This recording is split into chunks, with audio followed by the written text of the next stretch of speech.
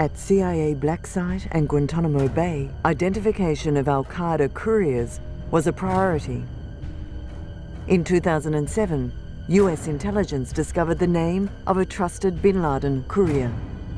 Last August, after years of painstaking work by our intelligence community, I was briefed on a possible lead to Bin Laden.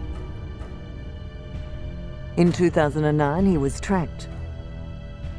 August 2010, they found his fortress in Abbottabad, Pakistan. The compound had no phone, no internet. It was far from certain, and it took many months to run this thread to ground. I met repeatedly with my national security team as we developed more information about the possibility that we had located Bin Laden hiding within a compound deep inside Pakistan. US intelligence concluded that this house was built to hide someone of significance. Beside the courier and his brother, a third family, suspected to be the Bin Ladens, lived in the compound. Last week, I determined that we had enough intelligence to take action and authorized an operation to get Osama bin Laden and bring him to justice.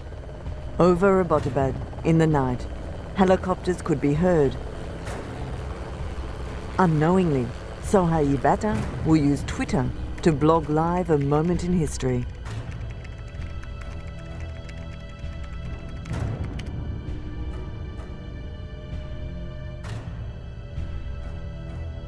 Today, at my direction, the United States launched a targeted operation against that compound in Abbottabad, Pakistan. When President Obama gave the order, a small group of Navy SEALs wearing night vision goggles blast their way into the compound.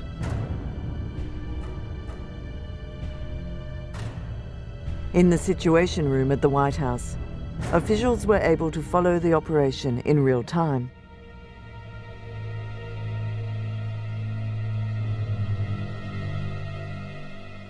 A firefight erupts.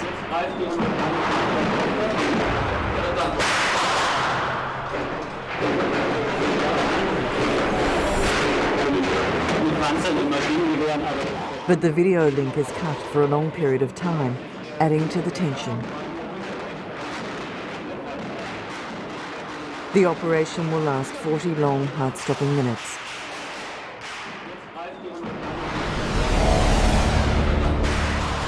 Then, in the Situation Room, relief.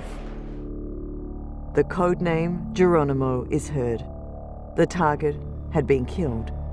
Tonight, I can report to the American people and to the world that the United States has conducted an operation that killed Osama bin Laden, the leader of al-Qaeda, and a terrorist who's responsible for the murder of thousands of innocent men, women, and children.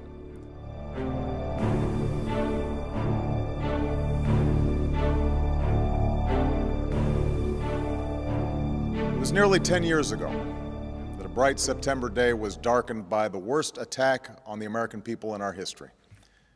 The images of 9/11 are seared into our national memory. Hijacked planes cutting through a cloudless September sky, the Twin Towers collapsing to the ground.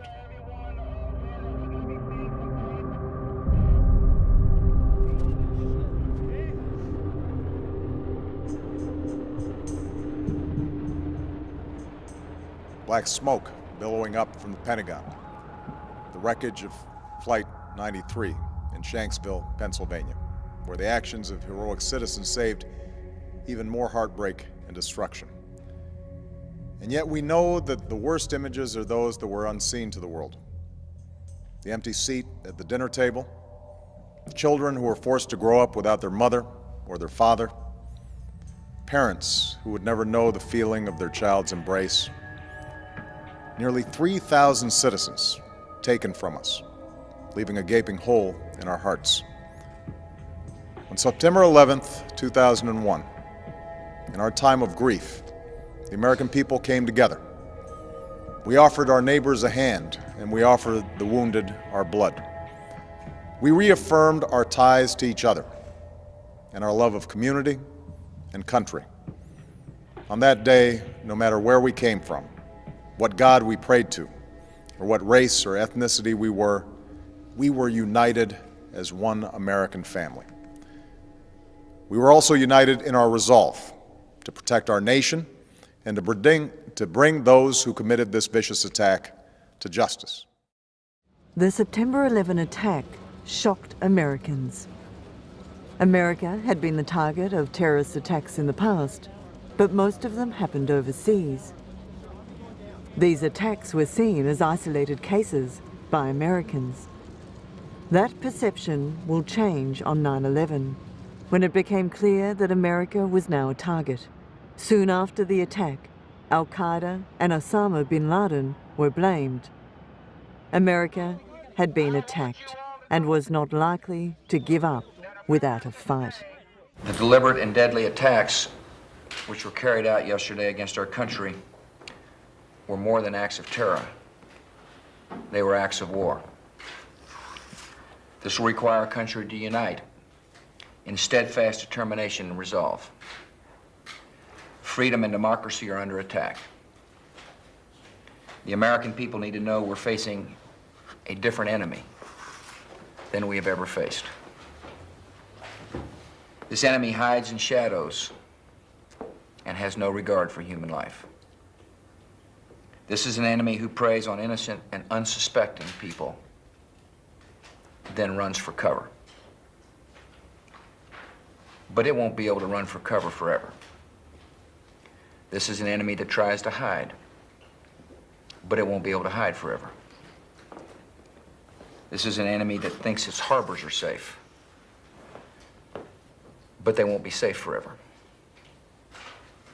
This enemy attacked not just our people, but all freedom-loving people everywhere in the world. They think freedom is our vulnerability. It is our strength. We will need that strength in the days ahead. Throughout our proud history, we have met every challenge, and we will meet this challenge. The 9/11 attacks were carried out by a small group of fanatics.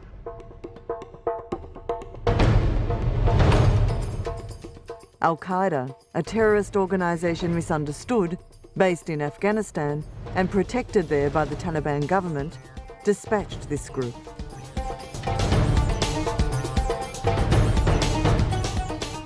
In Afghanistan, Al-Qaeda was able to provide training to some of the suspected 9/11 terrorists, including Mohammed Atta.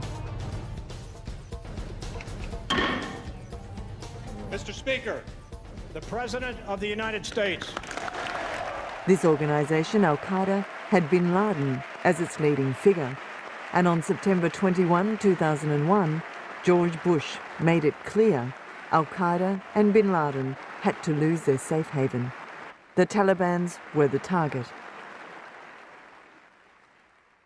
Tonight, the United States of America makes the following demands on the Taliban. Deliver to United States authorities all the leaders of Al-Qaeda who hide in your land.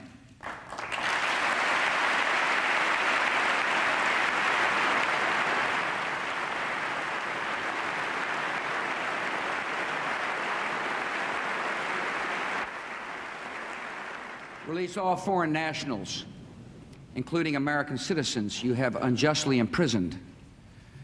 Protect foreign journalists, diplomats, and aid workers in your country. Close immediately and permanently every terrorist training camp in Afghanistan, and hand over every terrorist and every person in their support structure to appropriate authorities.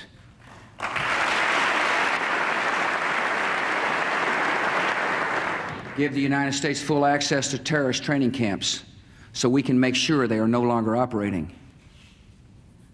These demands are not open to negotiation or discussion.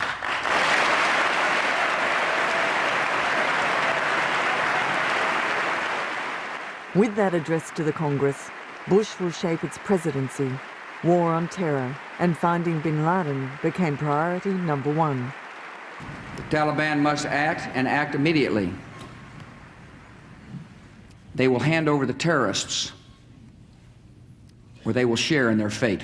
Tonight, a few miles from the damaged Pentagon, I have a message for our military. Be ready. I've called the armed forces to alert, and there is a reason. The hour is coming when America will act, and you will make us proud. Al-Qaeda, the Taliban, and Bin Laden had been warned. Surrender or face the full force of the US Army. The next day, the Taliban rejected this ultimatum, stating there was no evidence in their possession linking Bin Laden to the September 11 attacks. After the refusal of the Taliban regime to meet Bush demands, the US government quickly launched military operations in Afghanistan. My message is for everybody who wears the uniform, get ready. The United States will do what it takes to win this war. And I ask patience to the American people. There's no question in my mind we'll have the resolve. I witnessed it yesterday on the construction site. Behind the sadness and the exhaustion, there is a desire by the American people to not seek only revenge, but to win a war against barbaric behavior, people that hate freedom and hate what we stand for. And this is an administration that is going to dedicate ourselves to winning that war.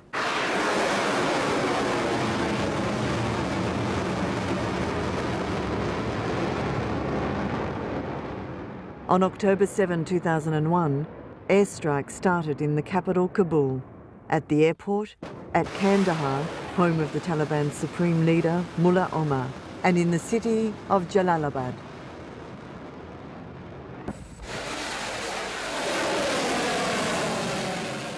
Later that day, President Bush confirmed the strikes on national television. Good afternoon. On my orders, the United States military has begun strikes against Al-Qaeda terrorist training camps and military installations of the Taliban regime in Afghanistan. These carefully targeted actions are designed to disrupt the use of Afghanistan as a terrorist base of operations and to attack the military capability of the Taliban regime. We are joined in this operation by our staunch friend, Great Britain. Other close friends, including Canada, Australia, Germany, and France, have pledged forces as the operation unfolds. More than 40 countries in the Middle East, Africa, Europe, and across Asia have granted air transit or landing rights. Many more have shared intelligence. We are supported by the collective will of the world. More than 2 weeks ago, I gave Taliban leaders a series of clear and specific demands. Close terrorist training camps, hand over leaders of the Al-Qaeda network, and return all foreign nationals, including American citizens unjustly detained in your country. None of these demands were met. And now, the Taliban will pay a price. By destroying camps and disrupting communications, we will make it more difficult for the terror network to train new recruits and coordinate their evil plans. These brutal attacks are as horrendous terrorist act as anywhere else in the world. America will never achieve its political goals by launching horrendous attack on the Muslim people of Afghanistan.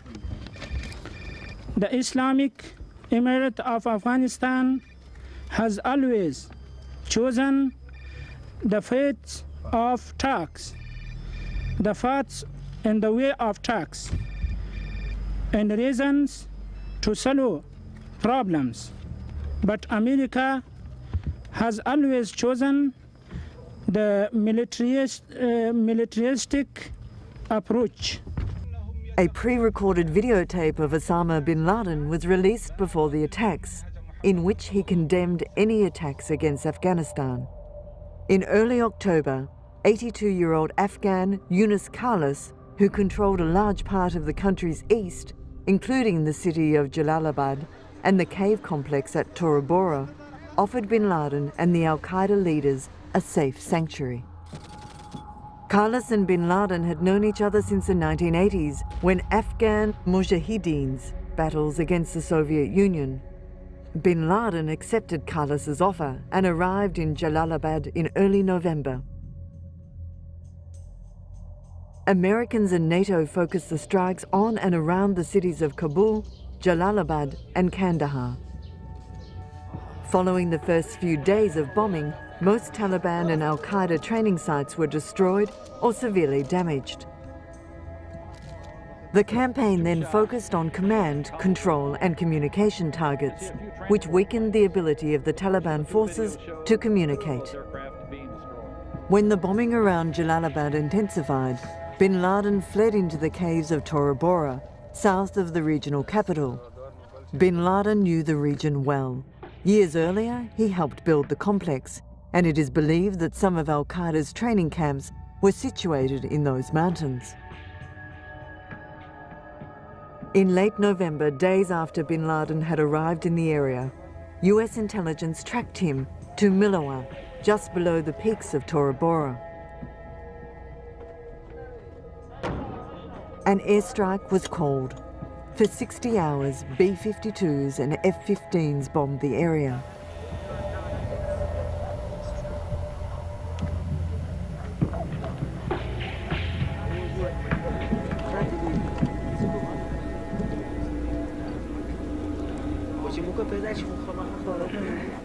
Bin Laden was forced to flee deeper into the mountains.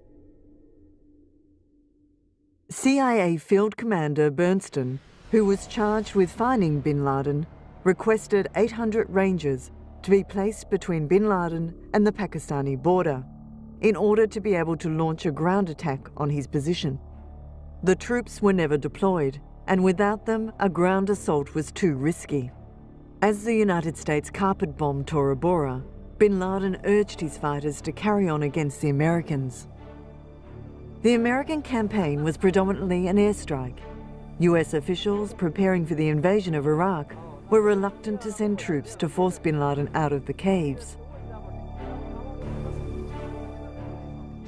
Officers on the ground were told that Pakistan would help them to block Bin Laden's escape route to Pakistan if he tried to cross the border.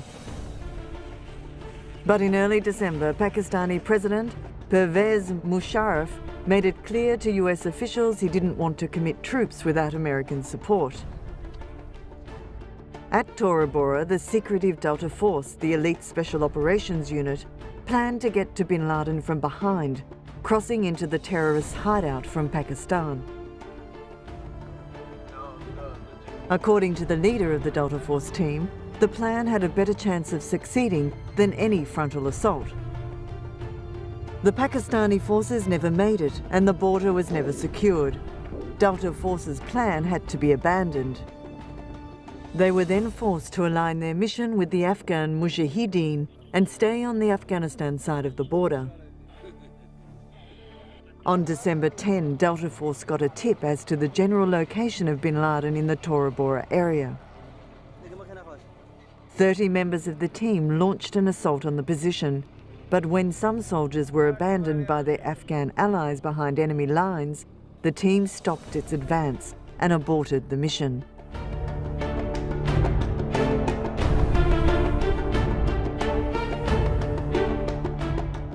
Osama Bin Laden manages to escape from Tora Bora. US investigators will later learn that he didn't go south into Pakistan tribal area as first thought. Instead, took a route north back to Jalalabad. This was a risky move as he would have to pass approaching US and British forces. According to official account, Bin Laden rested in Jalalabad before leaving on horseback for a long journey to the Konar province in Afghanistan's far northeast. He is believed to have stayed there for 10 months. US authorities stayed on the hunt, but from there the trail had gone cold. US forces at Tora Bora had come very close indeed to locating Bin Laden, yet he managed to slip away, vanishing completely. Several years went by without a single tip, surveillance photos or monitored transmission of any value.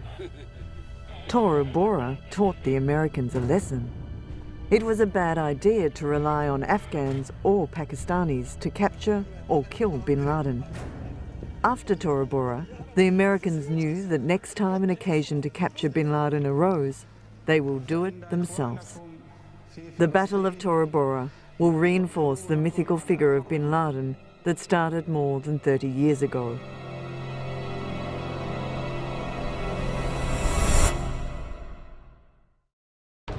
In the second part of the 20th century, high birth rate and decline of infant mortality had produced a common problem throughout the Muslim world. A large, steadily increasing population of young men without any reasonable expectation of suitable employment, a sure sign of possible social turbulence. Many of these young men were the product of secular and religious schools. The education system devoted little, if any, attention to the rest of the world. Frustrated in their search for a decent living, unable to benefit from their education, some of these young men became easy targets for radicalization.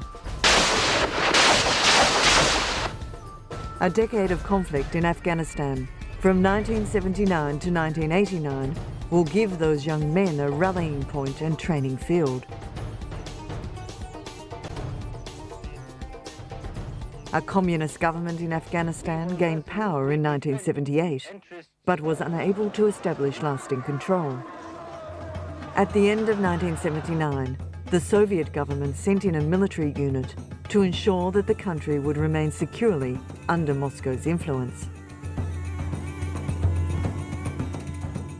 The response was an Afghan national resistance movement, the Mujahideens, which defeated Soviet forces.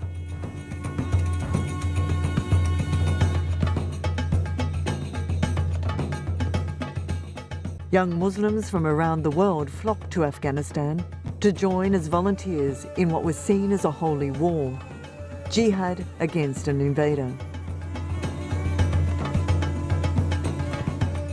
The largest numbers came from the Middle East. Some were Saudis.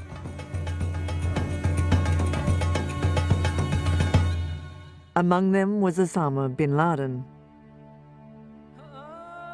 23 when he arrived in Afghanistan in 1980, Bin Laden was the 17th of 57 children of a Saudi construction magnate. By some accounts, he had been interested there in religious studies, inspired by tape recordings of fiery sermons by Abdullah Azzam, a Palestinian and a disciple of Qutb.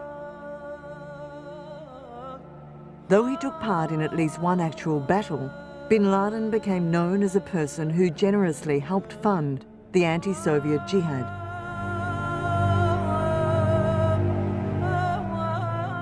Bin Laden and the cleric Azzam had joined in creating a bureau of services, Mektab al-Khidmat, or MAC, which channeled new recruits into Afghanistan.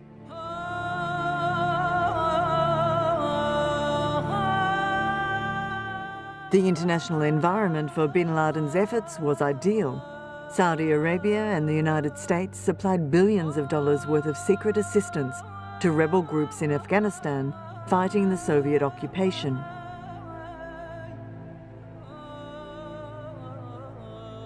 But Bin Laden and his comrades had their own sources of support and training, and they received little or no assistance from the United States.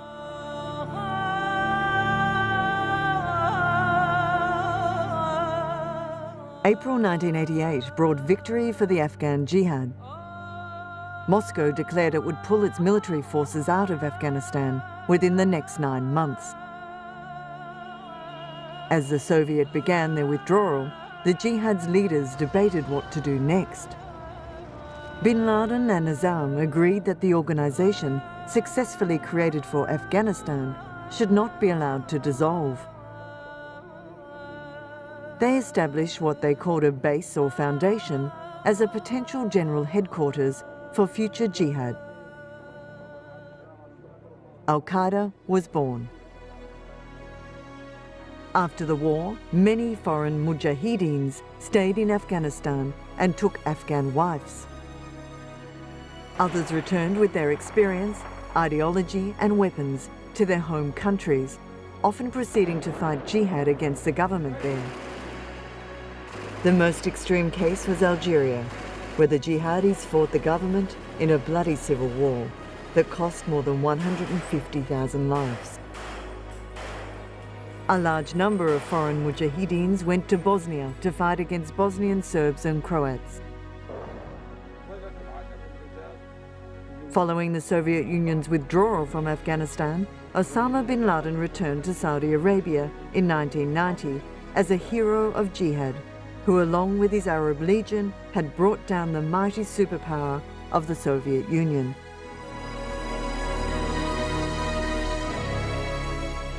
In August 1990, Iraq invaded Kuwait. Bin Laden, whose efforts in Afghanistan had earned him celebrity and respect, proposed to the Saudi monarchy.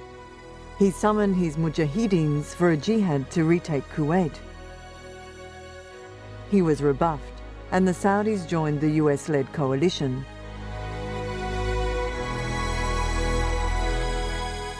After the Saudis agreed to allow US armed forces to be based in the kingdom, Bin Laden and a number of Islamic clerics began to publicly denounce the arrangement. The Saudi government exiled the clerics and undertook to silence Bin Laden by taking away his passport.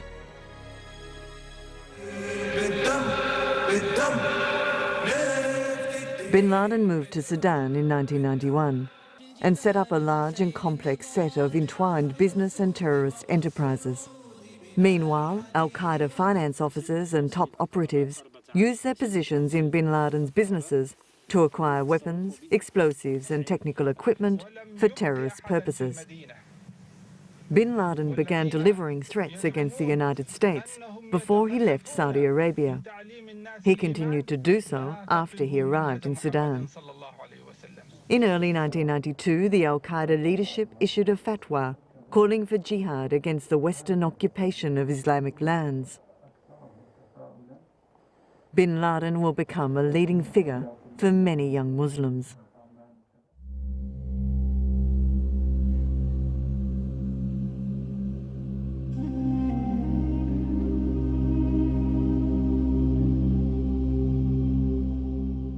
Bin Laden reportedly showed particular interest in learning how to use truck bombs, such as the one that had killed 241 US Marines in Lebanon in 1983.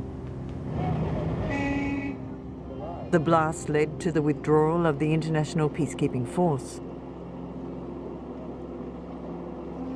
While his allied Islamist groups were focused on local battles, such as those in Egypt, Algeria, Bosnia or Chechnya, Bin Laden concentrated on attacking the far enemy, the United States.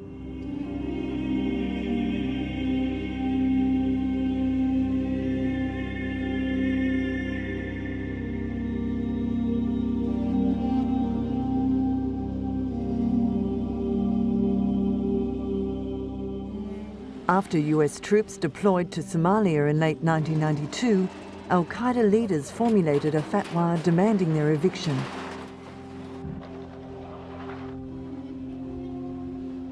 In December, bombs exploded at 2 hotels in Aden, where US troops routinely stopped en route to Somalia, killing 2, but no Americans.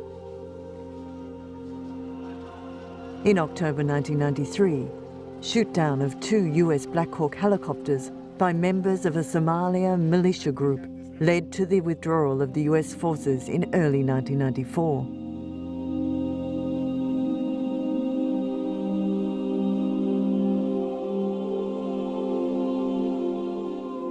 Bin Laden's ideas worked. By attacking the Americans, they were forced to withdraw from what was viewed as the Holy Land.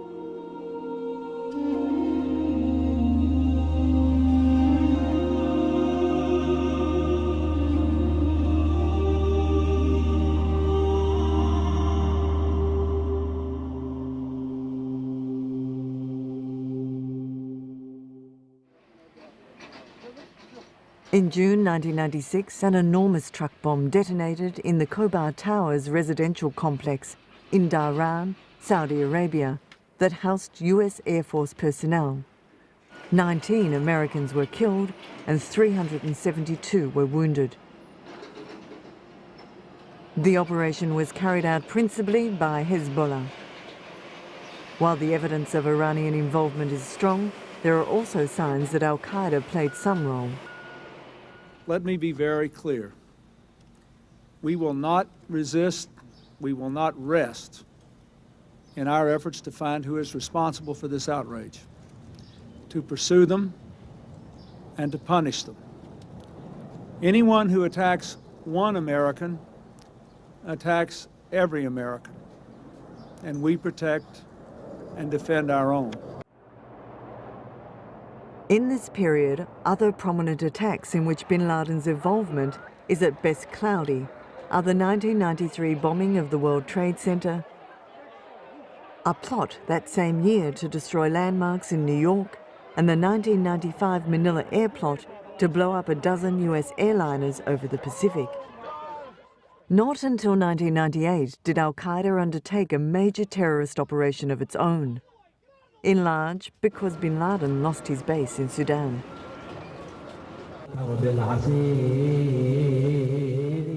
He returned to Afghanistan on a chartered plane and flew to Kabul before settling in the Nazm Jihad compound in Jalalabad, after being invited by Abdul Razul Sayef, leader of the Islamic Union for the Liberation of Afghanistan. After spending a few months with these three leaders in the border region hosted by them, bin Laden forged a close relationship with some of the leaders of Afghanistan's new Taliban government, notably Mullah Muhammad Omar.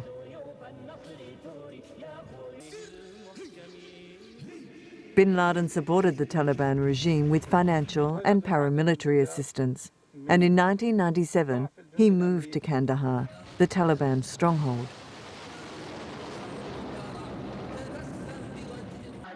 In Afghanistan, bin Laden and al-Qaeda were able to raise some money from donors from the days of the Soviet Jihad and intensified the recruitment and training of jihad fighters. A safe haven in Taliban's controlled Afghanistan was created.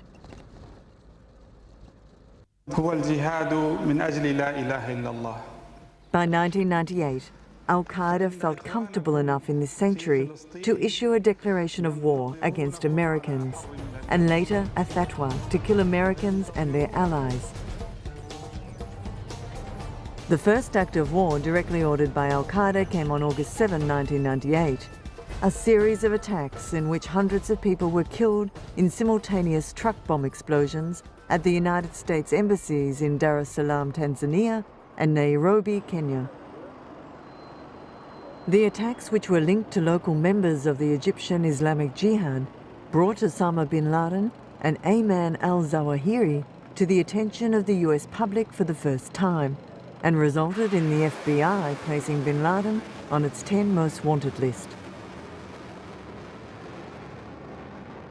In response to the bombings, US President Bill Clinton ordered Operation Infinite Reach, a series of cruise missile strikes on targets in Sudan and Afghanistan on August 20, 1998, announcing the planned strike in a primetime address on American television.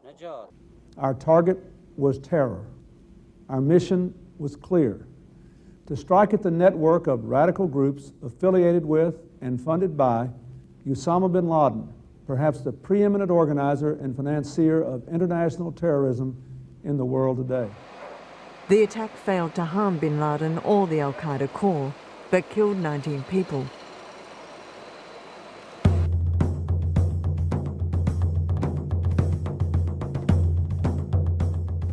On October 12, 2000, USS Cole was in Aden Harbour for a routine fuel stop. A small craft approached the port side of the destroyer, and an explosion occurred, putting a 40 by 40 foot gash in the ship's port side. 17 sailors were killed, and 39 others were injured in the blast. Terrorists are determined to intimidate and prevent the United States from pursuing our worldwide national security interests, and they will continue to tenaciously look for exposed seams in our force protection armor. The attack was organized and directed by Bin Laden. Inspired by the success of the attack, Al-Qaeda Commandment Corps began preparing an attack on the American soil.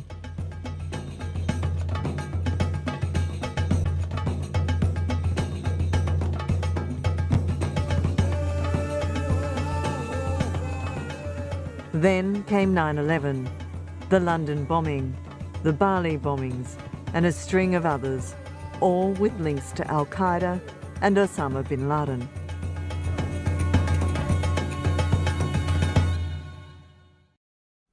In Tora Bora, failure by the United States to commit enough US ground troops to hunt him led to his escape. A few months after Tora Bora, as part of the preparation for the war in Iraq, the Bush administration pulled out many agents that had been searching for Bin Laden in Afghanistan. In America, frustration was mounting over the long search. Some argued that focusing efforts on strikes against Bin Laden and Al-Qaeda should be the priority over Iraq. Others said that the best way to contain terrorism was to fight the enemy where he lived. As that debate raged, analysts in the CIA unit dedicated to hunting for Bin Laden began to search in a new way. The Al-Qaeda leaders didn't know where Bin Laden was, but still managed to get instructions from him. In 1998, Bin Laden's satellite phone calls were intercepted and he was located, leading to the airstrikes. After the strikes, Bin Laden stopped using the satellite phone. So the most important question for CIA agents became, how does Bin Laden communicate?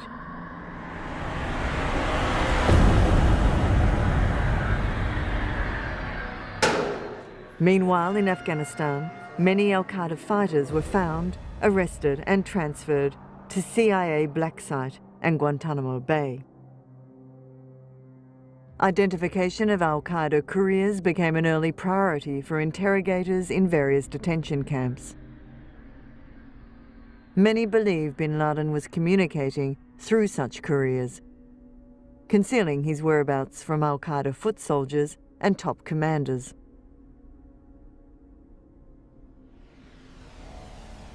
By 2002, interrogators had heard unsupported claims about an Al-Qaeda courier with the war name Abu Ahmed al-Kuwaiti. After his arrest, Khalid Sheikh Mohammed, the alleged mastermind of 9/11, revealed under interrogation that he knew al-Kuwaiti, but that he was not active in Al-Qaeda. In 2004, another prisoner told interrogators that al-Kuwaiti was close to Bin Laden, Khalid Sheikh Mohammed, and Mohammed's successor, Abu Farij al-Libi. He also revealed that al-Kuwaiti had not been seen in some time. US officials began to suspect that he might be traveling with Bin Laden. When confronted with the prisoner account, Khalid Sheikh Mohammed maintained his original story. Abdul Faraj al-Libi was captured in 2005 and transferred to Guantanamo in September 2006.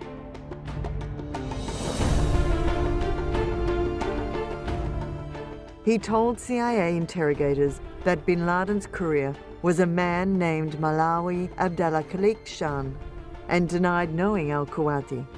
Because both Mohammed and al-Libi had minimized al-Kuwaiti's importance, officials speculated that he was part of Bin Laden's inner circle.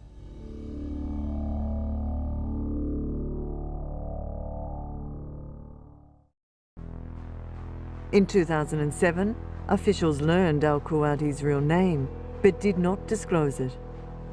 In 2010, the CIA intercepted a phone conversation between another suspect and al-Kuwaiti. They located al-Kuwaiti in August and followed him to a large, newly built compound in Abbottabad, Pakistan. Surveillance photos and intelligence reports were used to determine the identities of the inhabitants of the Abbottabad compound. In September, it became clear that the compound was custom built to hide someone of significance, very likely Bin Laden. Built in 2004, the three-story compound is located at the end of a dirt road, northeast of the city centre. Located on a large plot of land, it is surrounded by a 12 to 18-foot concrete wall topped with barbed wire. The third-floor balcony has a 7-foot-high privacy wall, tall enough to hide the 6'4" Bin Laden. There is no internet, no phone. Residents burned their own trash. US intelligence established a safe house in Abbottabad from which they observed the compound over a number of months. After an intelligence gathering effort on the Courier's Pakistan compound that began in September 2010, President Obama met with his national security advisors on March 14 to create an action plan. They met 4 more times, March 29, April 12, April 19, and April 28, in the 6 weeks before the raid. On April 29, at 8:20 a.m., President Obama met with counter-terrorism advisor John Brennan, National Security Advisor Thomas E. Donnellan, and other national security advisors. Obama then gave the order to raid the Abbottabad compound. After President Obama authorized the mission to kill or capture Bin Laden, CIA Director Leon Panetta gave the go-ahead at midday on May 1. The raid was carried out by a group of Navy SEALs.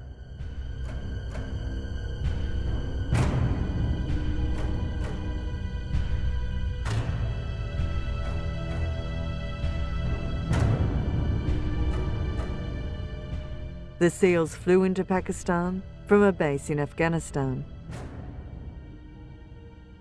They were armed with assault rifles, night vision goggles, and handguns.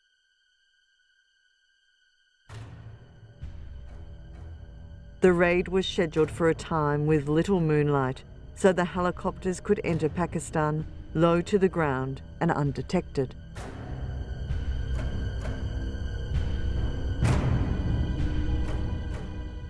At approximately 1 a.m. local time, the SEALs breached the compound's walls using explosives.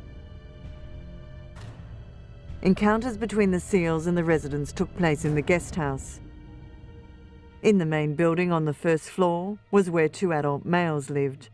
On the second and third floors was where Bin Laden lived with his family. The second and third floors were the last section of the compound to be cleared. In addition to Osama Bin Laden, 3 other men and a woman were killed in the operation. The SEALs encountered several women and children during the raid. They restrained them with plastic handcuffs or zip ties and left them in place until the raid was over, at which point they were moved outside for Pakistani forces to discover. While Bin Laden's body was taken by US forces, the bodies of the 4 others killed in the raid were left behind at the compound. Bin Laden and the SEALs encountered each other on the 2nd or 3rd floor of the residence. The SEALs quickly followed him into his room and shot him. He was later found to have 500 euros and 2 phone numbers stitched into his clothes. There were weapons in his room, including an AK-47 and a Marakov pistol. However, Bin Laden himself was not armed, but nonetheless resisted capture before being shot. Bin Laden was killed by a shot to the chest, followed by one above the left eye. This was a great victory for the Obama administration. As President Obama said last night, Osama bin Laden is dead, and justice has been done. And today I want to say a few words about what this means for our efforts going forward. First, I want to offer my thoughts and prayers to the thousands of families whose loved ones were killed in Osama bin Laden's campaign of terror and violence, from the embassy bombings in Africa to the strike on the USS Cole to the attacks of September 11th, 2001, and so many more. These were not just attacks against Americans, although we suffered grievous losses. These were attacks against the whole world. In London and Madrid, Bali, Istanbul, and many other places, innocent people, most of them Muslims, were targeted in markets and mosques, in subway stations, and on airplanes. Each attack motivated by a violent ideology that holds no value for human life or regard for human dignity. I know that nothing can make up for the loss of the victims or fill the voids they left, but I hope their families can now find some comfort in the fact that justice has been served. Second, I want to join the President in honoring the courage and commitment of the brave men and women who serve our country and have worked tirelessly and relentlessly for more than a decade to track down and bring Osama bin Laden, this terrorist, to justice. Obviously, we've all had disagreements and differences in the past. I suspect we'll have them again in the future. But last night, as Americans learned that the United States had carried out an operation that resulted in the capture and death of Osama bin Laden, we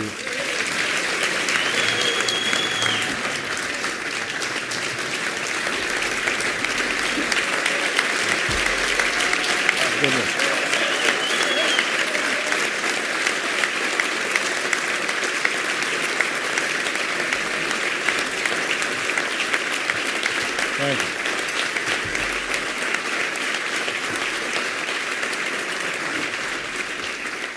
You know, I think we experienced the same sense of unity that prevailed on 9/11.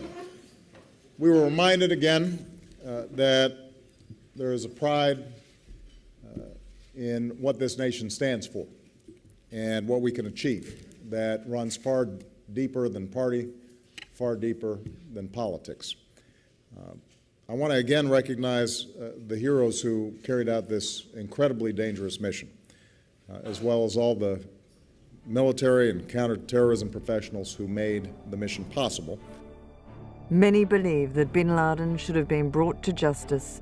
His death left many questions unanswered. Is the world now a safer place?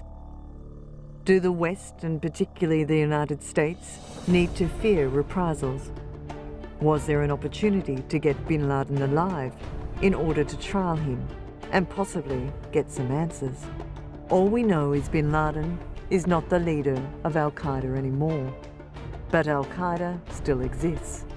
The new Al-Qaeda leader is Saif al-Adel, and the hunt is on.